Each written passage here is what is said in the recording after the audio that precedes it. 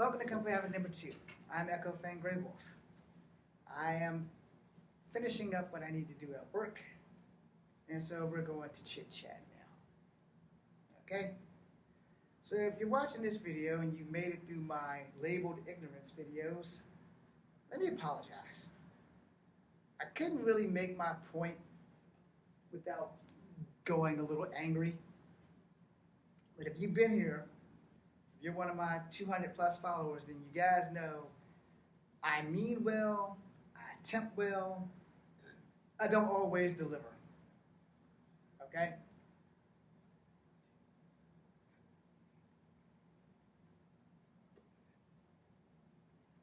I literally do the best I can with what I have. But I don't lie to y'all. 1, 2, 3, 4, 5, 6, 7, 8. Okay, 8. I do everything I can to try to make the world a better place. I'm never going to get it right. I'm never, ever going to get it 1,000% right. You know? And I've had a horrible life. Not gonna lie, I have not had the best of lives. You know, a lot of people don't understand how other people get through life and wear a smile on their face. I understand. Some people have a lot more to be grateful for than most people. And those people are generally the people who wind up dying young and understand how short and how important life actually is. When you actually get to live your life and live happily and be able to get through hard times and hard things, then you'll understand. Most people don't want to understand. Most people don't care. Most people like seeing other people miserable. And most people like making other people miserable. When I started this whole Kung Fu Habit 1, Kung Fu Habit 2 thing, it was to start my acting career. A failing acting career under the name of James Williams Jr. I once was named Brandon Kramer. I once was named Fang Lee to honor Bruce Lee. Then I did some research on how much it cost to change your name and how you'd have to get a social security number and you get a whole new identity, and I was like, no, fuck that shit. Because that shit was expensive. It's like thousands of dollars. So I found out that I could have a stage name. And so I decided about a year and some change ago that it would be Echo Fang Grey Wolf. Because I started my reconnecting journey probably actually before I changed the name. And I started that because of a soldier in the military when I went down there for a checkup or something. And he was darker than me, but he was part native. And he thought that I was full native. And I explained to him that I wasn't. And he's like, well, you need to get your native card and all this other stuff. So on with my journey. And I thought about it. I was like, well, I don't have a native name. I started trying to find my great-grandmother Ada's name. And her last name is not a native name. And I'm like, okay, I'm lost in the sauce here. Because her last name is Wallace. Ada Wallace Ford. So I didn't go with the Ford part because her last name before she got married was Wallace. Just like my grandmother, her daughter, her last name was Ford. Her first name was Clara Bay Ford Williams. She married a black man, my grandfather, who was Williams. So you see the complication there. But in every script and movie that I try to attempt, I try to teach people about mixed race people and the shit that we go through. Yeah. And unsuccessfully, because my career never took off. And I've gone on casting call after casting call and other things. And it's never worked in my favor. 1 second, as I put this stuff up. It's never really worked in my favor.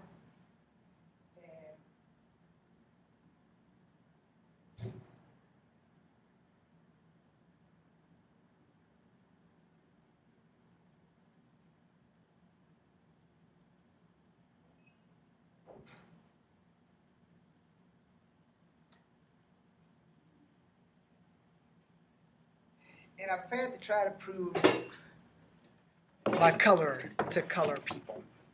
You know, it's the same thing when people come to you when you're mixed and they're scared to ask you if you're mixed. But they will. But most of the time they're scared to ask you if you're mixed because they don't want to offend you. And they have this small bit of fear that says, should I ask him if he's mixed? Should I not ask him if he's mixed? And then they come up with, what are you mixed with? I've experienced this for 48 years of life. And the reason why I say 48 years is because the first 7 years of your life, you're growing. You know, from the time you hit school, kids don't know what being mixed is until you're taught. Kids don't understand until they see your parent. Like, you know, my mom came to school, my mom was as white as this wall. My mom's mixed. She just had the dominant white gene. I have a very light-skinned younger brother. My dad's 2 sons with a different lady. They're darker than me. My true color is high yellow.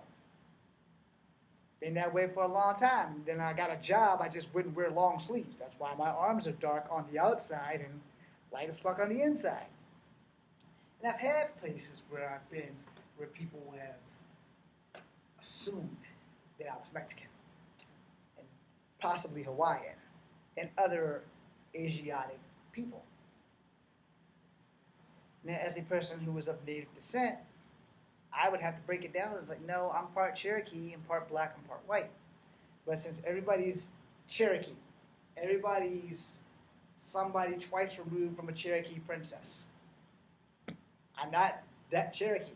You know, I'm literally Cherokee. I just don't know the tribe or who to talk to. But I know I'm mixed. I know I have Native in me. This is why I had decided to use my native name of Echo Fang Grey Wolf, because my great-grandmother never gave any of her children or grandchildren actual native names. See where we're going? So I gave myself one. Echo. Because when you are in the wilderness and you shout, even though you're alone, you always have an echo. Fang. Because of my nephew used to call me Fang Fang. He has passed. Go check out his stuff. YoungSavage.com. Grey Wolf. There is a legend of a hero named Great Wolf. There's a tribal chief named Great Wolf. I am not related to him. But a wolf, most of them are gray. Gray is one of my second favorite colors. My first favorite color is yellow. I wasn't going to name myself Echo Fang Yellow Wolf. I like Grey Wolf better. And it fits me. EFG. It's easy to remember. It's easy to get a door open. Yeah, we're looking for Echo Fang Grey Wolf. That sounds a hell of a lot more exciting than James Edward Williams Jr. As an actor, 21 years in this business, not once have I been discovered. Not once have I been given a real break. And the one time that I was given a break, I tell you, those guys scrapped the movie. After making me learn the 619 for like a month, finally ready to film, day of filming, there's no movie. Started making my own shit. No one's watching it. Some of it hasn't been built, and I still owe you guys a Scarlet Spider fan film. It's finished. I just can't edit the damn thing, and I need help. But it is finished. If I can put it together properly, then I'd be in great shape. But this computer in which I'm recording this video on, for some reason, doesn't want to work like they told me it would when I bought the damn thing. So I have options, I just don't have any money. So I'm still exploring my options, but the movie is done. The Scarlet Spider fan film is done. No. Being mixed has been a good and bad thing. See, I'm 5'3". No one's impressed by me. No one. And I'm okay with that, because I'm not here to impress people. I'm here to hopefully teach, hopefully open up some minds, hopefully give kids a hero. Preferably one who doesn't cuss like me. I own my flaws, y'all. When I made my first film, which is Uncomfortably Havoc #1, Path of Ascension, I cussed so badly. My dad watched it. He liked it, but he didn't like it because of all the cussing. I made another movie called Fallen Dragons. I have to put that up as soon as I can.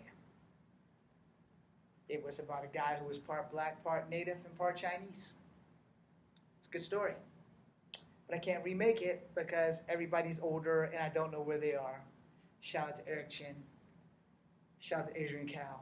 Shout out to Philip. Shout out to Lucas. Shout out to N and V Bowie. Shout out to Josh Shelton.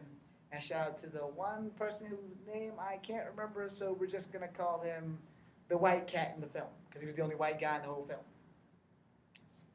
I wanted to make movies to give multi-ethnic people a hero. I wanted to make movies to give other ethnicities a chance because when you see movies in America, most of them have white savior syndrome, where the hero is always white. And if you're white and I've offended you, I'm sorry. But it is also the truth. You rarely see movies where you have a guy who's mixed, unless it's The Rock being the hero. The Rock's not the only mixed guy. I'm just 5'3".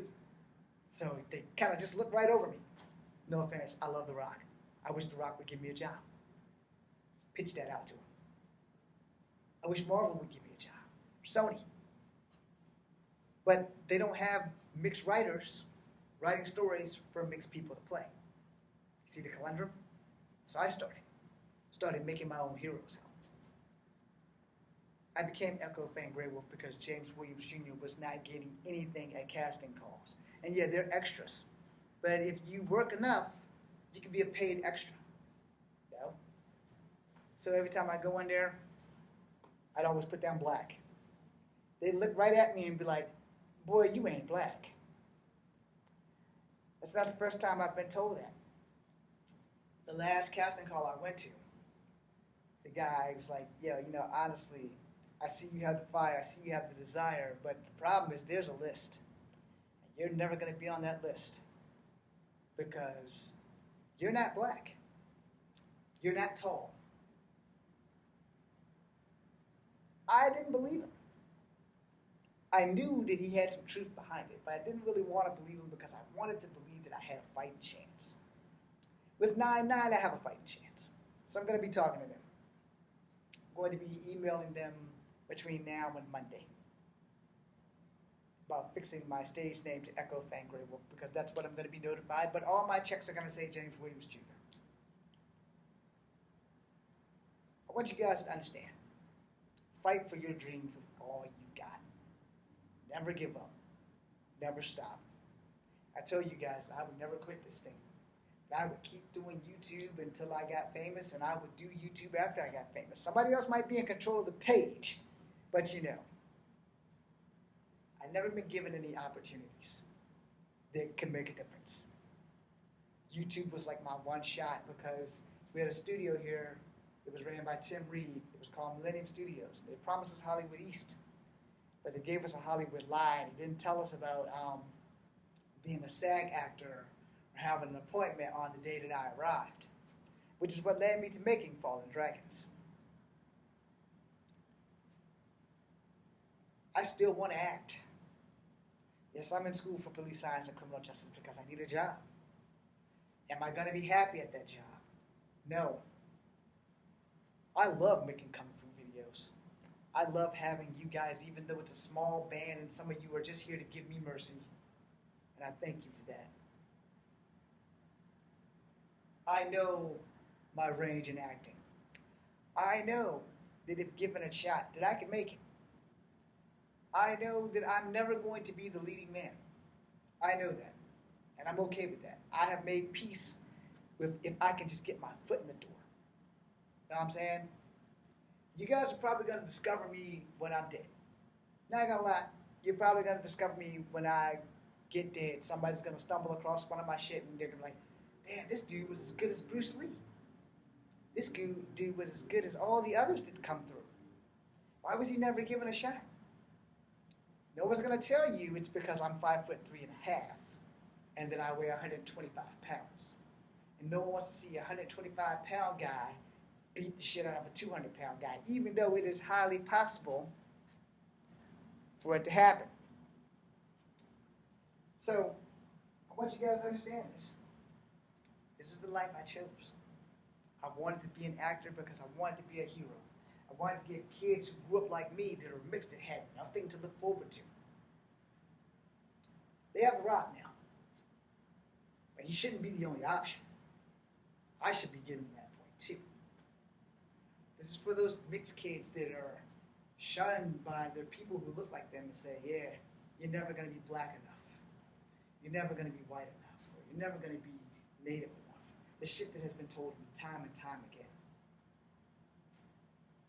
I'm here to tell you, I'm just getting started. I'm 48. I'm not dead yet. As long as there's breath in my body, I will continue. Thank you for watching. It's time for me to go home now. Peace seeing you. If you made it this far, these videos are probably like midnight when you're watching this, but I'm posting them as soon as I get home. So, thank you for watching. Echo Fan Grey Wolf. This is Kung Fu Epic number 2. Much love and be seeing you.